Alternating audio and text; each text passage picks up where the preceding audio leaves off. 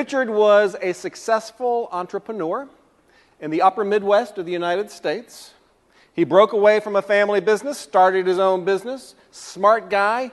He had a chain of, started off as music stores and kind of expanded into electronics, TV, stereo, stuff like that. He built his chain into, he had 8 or 10 stores. The guy's doing really good. Took him a while to figure out how to be profitable, but over time he had it. The model was working. He's making money. Life is cool.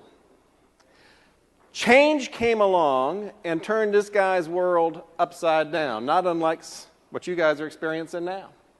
But this was a literal change that literally turned his world upside down because a tornado came through this guy's town, came through Richard's town, damaged his largest, most profitable store, damaged a lot of his inventory. Now, this dude is in trouble. His business could be going out of business if he doesn't manage this thing correctly. How he responded summarizes everything I want to share with you guys this morning. Because here's what Richard did. Richard pulled his people around a table and he said, folks, we've got a tremendous opportunity here. Now stop and think about that. There's your largest store. It's a pile of rubble. And you know, a bunch of your inventory is damaged. And this guy's saying they have a tremendous opportunity. So the people must have said, Richard, what are you talking about? Where's our opportunity? He goes, well, this tornado is allowing us to do something that we could never do before. And they're like, Richard, what are you talking about, man? Richard says, hey, we can have a tornado sale. We couldn't do that before because there was no tornado, but now we've had a tornado, we can have a tornado sale. And I bet people said, Richard, what's a tornado sale? And I bet Richard said, I don't know. We've never had one before, but together we're going to figure it out. So here's what they figured out. They said, we're going to take all of our damaged inventory, we're going to fix it up as best we can. We're going to have to discount it because it's been in a tornado. Somebody must have said, but Richard, we can't let people in the store. It's too dangerous. It's too messed up. Somebody else must have said, well, the warehouse is still standing. Just let people go in the warehouse. Pick the stuff off the shelves. Why not? And then they took a risk. You cannot get through the kind of change you're facing without taking some level of risk. Well, their risk was they took their advertising budget for the rest of the year, the entire budget for the rest of the year, and they plowed it into one sale. And they just plastered their town with signs and billboards and placards, tornado sale, high-end electronics at a discount. Now, the day of the sale comes, Richard looks out on his parking lot, and what do you suppose he sees?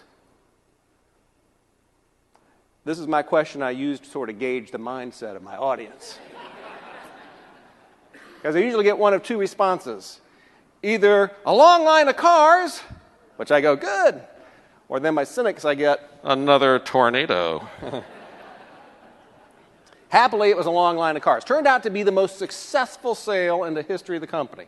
Matter of fact, the sale was so successful, they said, you know what, hey, why are we doing this every year? Even if we don't have a tornado, we'll have a tornado sale every year. So they repeated it a couple of years. Every year is the most successful sale of the company.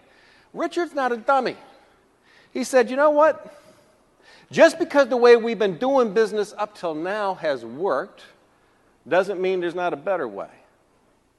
And so they permanently changed their business model after a couple of years from selling, traditional store, high-end, products, margins, to a discounted, permanently discounted warehouse model.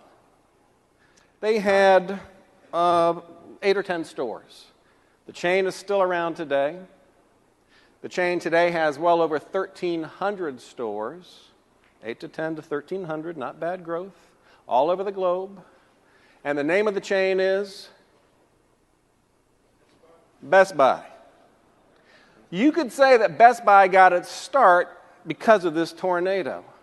But more importantly, how Richard Schultz and his team chose to respond to the tornado. Well, guess what? You guys got your own virtual tornado right now, don't you? The Obama administration's coming in, and they're going to regulate out the wazoo on you guys.